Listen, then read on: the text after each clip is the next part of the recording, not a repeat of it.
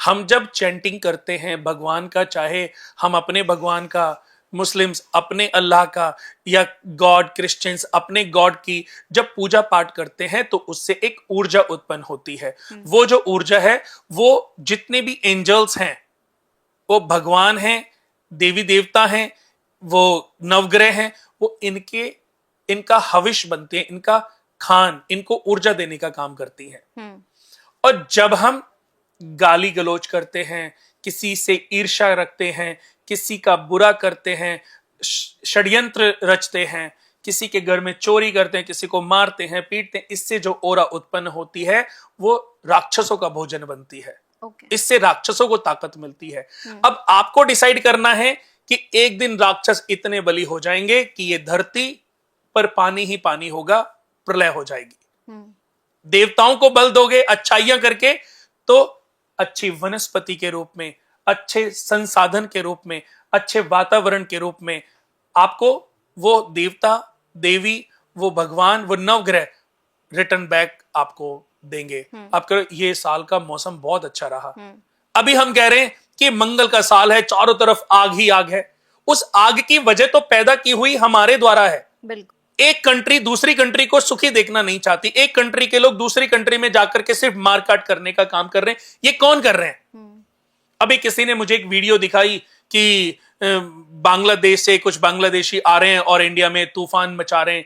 आपको पता है कि आज किसी मुस्लिम्स को शायद ये लगता है कि वो उनके धर्म के लोग हैं, उनके, मैं एक उदाहरण दे रहा हूं कि उनके भाई बंधु हैं, और जो बरसों से उनके साथ हिंदू रह रहे हैं वो काफिर हैं, वो उनके धर्म के नहीं है। लेकिन मैंने कई ऐसी जगह देखी है जहां पर मुस्लिम आपस में लड़ मरे हैं। सगा तो कोई किसी का नहीं है ना। बिल्कुल। सगा तो कोई किसी का नहीं है ना। कल को मैं कहता हूं सारे हिंदू इस दुनिया से समाप्त हो जाएंगे तो क्या शांति रहेगी?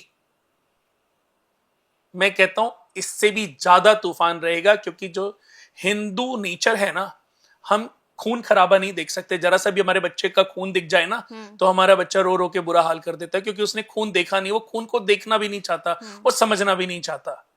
लेकिन बहुत सारे ऐसे हैं जो दिन रात नॉनवेज खाते हैं, अपने सामने मुर्गा बकरा मांस कटते देखते हैं तो वो इतने धीरे धीरे क्रूर हो जाते हैं, उनको फर्क नहीं पड़ता। हिंसा तो देखी है ना उन्होंने बचपन से। बिल्कुल। तो मैं यहां पर किसी धर्म के खिलाफ नहीं हूं। बहुत सारे मुस्लिम्स ऐसे हैं जो मेरे बहुत अच्छे दोस्त हैं, बहुत सारे हिंदू, बहुत सारे क्रिश्चियंस भी, बहुत सारे सिख धर्म के लोग भी, बहुत सारे लोगों के साथ मेरा प्यार है, मेरी क्लाइंटेज भी है। ऐसे बहुत सारे मुस्लिम्स हैं जो मेरे एस्ट्रोलॉजिकल सजेशन लेते हैं। शेख हैं दुबई के अंदर, अबू धाबी के अंदर। बहुत सारे लोग एस्ट्रोलॉजी को लोग ज्ञान की तरीके से समझते हैं। जो पढ़े लिखे मुस्लिम हैं वो आपको बताऊं, वो इन सब चीजों से बहुत अपग्रेड हैं, वो इन चीजों से बहुत दूर है।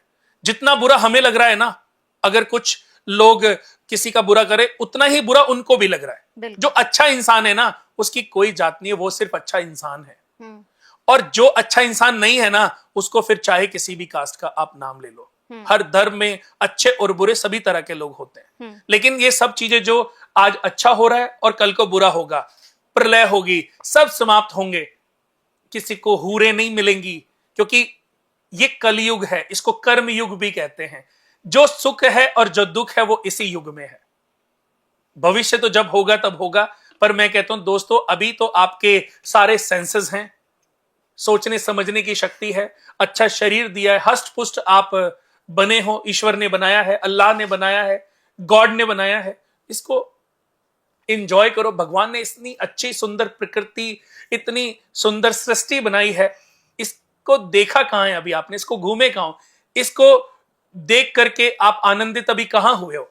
आप तो पता नहीं किस नेगेटिविटी में फंस गए।